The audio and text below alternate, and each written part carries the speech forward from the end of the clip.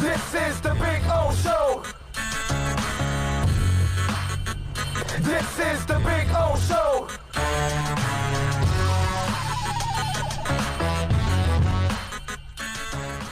Flo, good morning. I was wondering if you had any update for us on Ryan Fitzpatrick, how he's doing, and if there's any idea of a time frame for his return. So Fitz was back in the building this morning, and we're expecting that practice today. Steve Wine. Morning, Brian.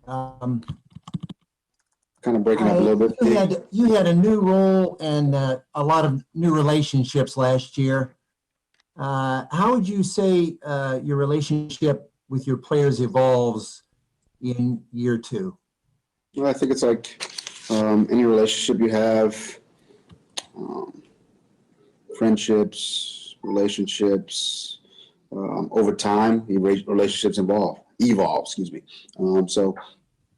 I think, the players who were here a year ago, they're more comfortable with me. I'm more comfortable with them.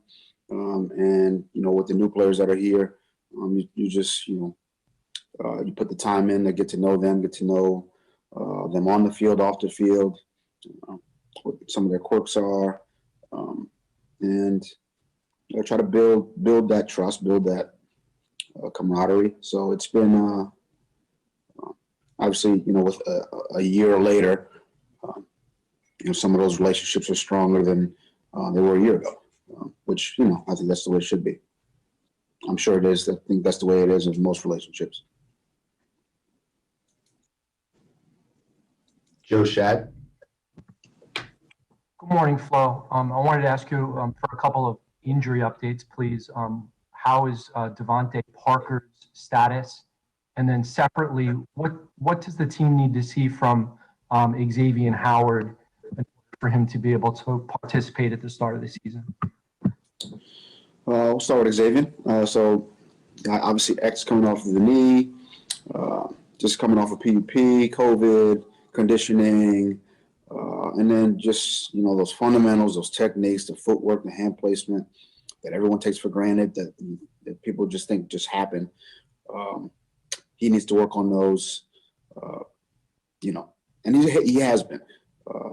But he needs to kind of work on those techniques, work against a receiver, work with his teammates on the communication. I think a lot of people, just kind of take those things for granted. I know he doesn't. I know he's working diligently to get in and get those reps. And he's talked about it, and he's anxious to get in there because he knows he needs them. And I think he'll work towards getting to where he needs to be. And look, if we feel like he's ready to go week one, then we'll let him go. And if we feel like he's not, then we'll make the decision when we get to that point. As far as Devontae, look, he's working every day to get back out there as soon as he can. Again, he's been through some of the training camp and some of the conditioning and some of the fundamentals and techniques. And when you're out a couple of days, you just don't want to lose those. Which, if you don't practice them, you start to lose them a little bit. But he's built up enough, or I feel like he's built up a good amount, so that hopefully he can kind of get right back to it. He will lose a little bit, but then he can get right back to where he was and continue to improve and elevate. Hopefully elevate. There you go. And, first of all, I'm not worried about the Devontae Parker one. He'll be back and fine. The one I was going to tell you about was X. And I thought people were making too much a big deal about it because the guy's coming back from a knee injury. So he's got a rehab. I told you guys this. There is no reason to hurry this thing up. He's proven already. He had an interception in practice over the weekend. It's X. The guy can play. I'm not worried about that. Now, conditioning, that's what he's got to get down.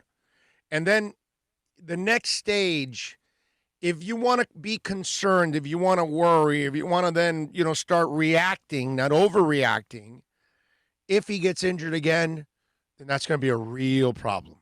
Okay? Because then all of a sudden it becomes almost impossible to get value, the real value that he deserves in return for him if you try to trade him next offseason. So that's the next one that we got to worry. He's already had, he's had already several scopes already. We all know that. And the poor guy just got COVID now. And you don't wish that on anybody. But he's recovered. He's fine now. That's why I told you there's no reason to overreact right now. If Miami was a team that was headed to the Super Bowl and you were an X away, a healthy X away from becoming that Super Bowl team, then we could start to be concerned like, okay, well, wait a minute, he's had several injuries and this and that. Let's see if we can get through this season without any injuries and certainly without any off-the-field issues. And then I think it really opens up the options for Miami next offseason or in the draft, those kind of things. But the overreacting about X being out, that's why I kept telling you, there's no reason to overreact. The guy will get back, and when he gets back, just get him in football shape and get him out there on the field because we all know what he can do. The guy can ball, man. He's a stud. So let's hope he can stay healthy from here on out. All right, Bill, go ahead. Adam Beasley. I wanted to ask you what you saw when you took a look at the film from Saturday. What was good? What was bad? I was starting to pick in the kicking game, so I thought our specialists, played well. I mean, I think Hawk had a couple of really good punts. Jason kicked the ball well. We got some good snaps out of Blake. Just from, the phases. I thought we were, working our techniques and fundamentals and communication, on punt return, kickoff return. So, again, still a lot of work to do there, but, I thought it was, a step in the right direction. And it's always good to, get onto the stadium field and, work through those phases. Offensively, from an O-line standpoint, I thought, we made a few moves there. We played Robert Hunt with some different guys. We played Solomon with some different guys. So, it was good to get, Hunt up there with some of those more veteran players. So that was good. I thought he played well. Again, I thought all, the line as a whole, played well, both units that were out there. But, we can always get better communication, a little bit better fundamentals technique. I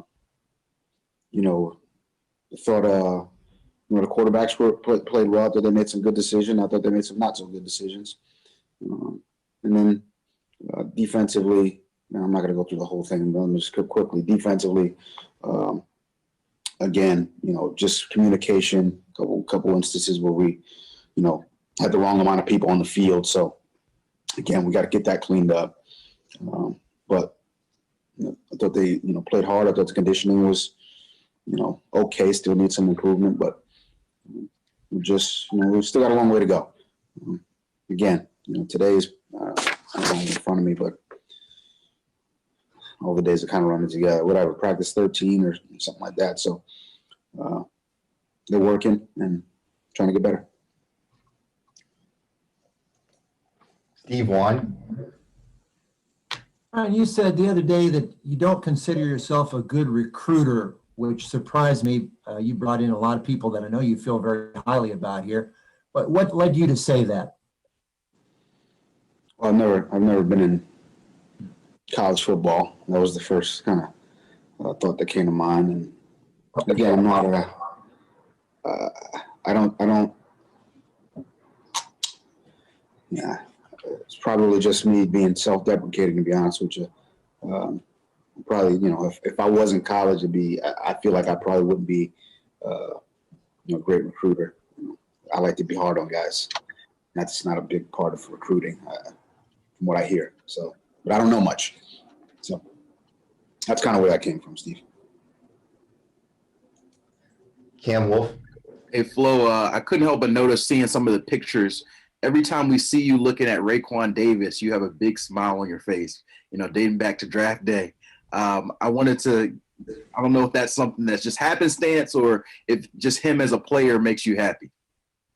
Yeah, I don't know if Raekwon would say that. So you might want to ask him if I'm always smiling at him. Someone catches a picture at the right time. Raekwon happens to be in the area. It's a good picture. I mean, I've got it sent to me a few times. I could see where someone can get a few laughs at it. I'm not sure Raekwon feels like I look at him with that much admiration on a daily basis. You should ask him, though. Or any of the rookies, to be honest with you.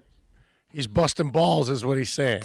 Okay. Well, this one's kind of out of left field, but I was watching Central Arkansas and Austin P. It was like the first college game. And they mentioned that Austin P was without their top 3 snappers, presumably due to COVID. So now they're on their 4th snapper. It got me thinking about snapping and the NFL.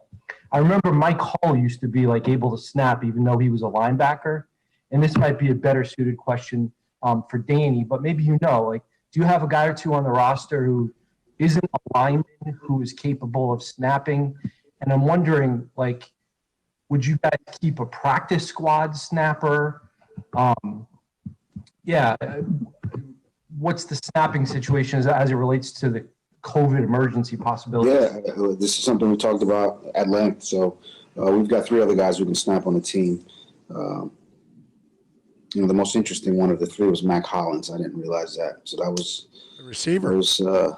But the more you can do in this league, and obviously this year, in a pandemic, we've got to be ready to go, at all positions, especially at the long snapper position. Because what you don't want is scary to have a situation where you don't have anybody to, long or short snap. So Bill does it.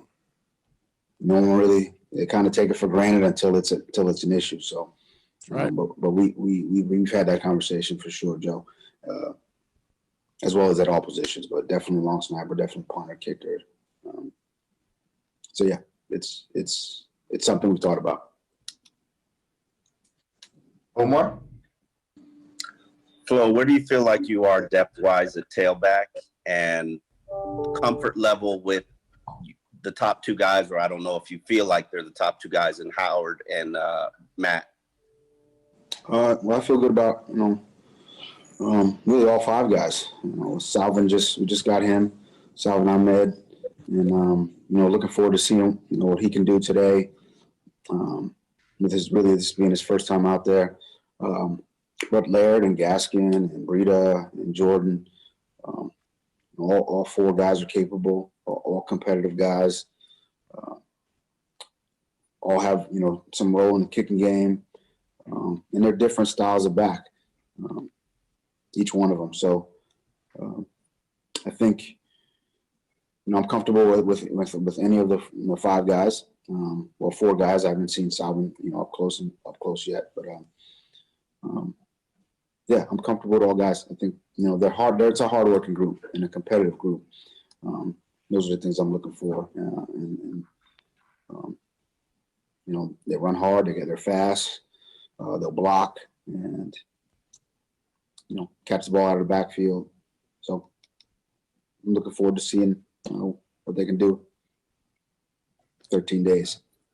All right, sorry, Coach. We got time for one more. We'll go to Cam. Hey, Flo, I wanted to ask you, has there been an increase in soft tissue injuries for you guys, I guess, coming into camp, given, the big absence of time, Don't jinx us, Cam. I'm just saying in general, not yeah. Knock on wood. Yeah, knock on wood. I think we've been okay. I think look, soft tissue injuries happen every training camp, since the beginning of training camp. So, we're constantly emphasizing hydration, stretching, getting in the training room, cold tubs, hot tubs, nutrition. It all plays a role in it. Something I talk about really every day. They're probably sick of hearing me, say it, but I say it every day. We do hydration testing. I know it's been a little bit of an issue around the league. I know that, coming off of 2011 in the lockout year, it was an issue. So we tried to do everything we can from an education standpoint to help them, help educate them, to do all the things we can to prevent them. Obviously, it's football and things happen. So, all we can do is educate them and then, let the chips fall where they may. So, but we're going to go out there and practice and try to get better and improve. And hopefully, from a soft tissue standpoint, we make it out. We make it out clean every day. Thanks for talking about it, Cam. I like that because it's funny. Look, superstitions are all over sports, right? And guys will drive the same way to the park or the stadium. They'll go buy their coffee in the same spot or water. They will tie their shoes the same way. They want the left ankle taped before the right ankle. If you tape the right before the left, they'll be pissed. Dude, I've seen everything, okay? I've been through it all. I've talked to these guys about all these superstitions and things, and it exists. Now, whether you believe it or not, that's a whole different conversation that we could get into. But Flo did not want you to talk about injuries. Because it's not something that you want to then start shedding light on, because then unfortunately you think you sap yourself, and then all of a sudden, you're suffering a whole bunch of it. Like today, after practice, there's 4 soft tissue injuries. I'm telling you, he'll walk off that field going, Cam, that's some bitch. He mentioned it. Oh, damn it. We talked about it and this and that. And, it's your fantasy team, bro. Yeah. I always don't say that word. Right. Do not say that word. You draft a guy, and then there's a guy in the back goes, dude, that guy's going to have a good year if he doesn't have injuries. You're like, oh, damn it, bro. Why'd you have to say that? That kind of stuff. So it even happens in fantasy. You're right, Bill. But it's just do not say the I word. I mean, superstitions are normal. People have them in their regular life. You know what I mean? And that was kind of what Cam was doing there to the coach. That was funny. That was good. One of the best videos, my favorite, superstition, Stevie Ray Vaughan, and all the little and the band's dead, and there's Stevie Wonder at the end over there playing on the piano, and the black cat runs and jumps in his lap. It's one of my favorite videos. If you guys haven't seen it, Stevie Ray Vaughan's version of superstition. That's right. I'm with you there.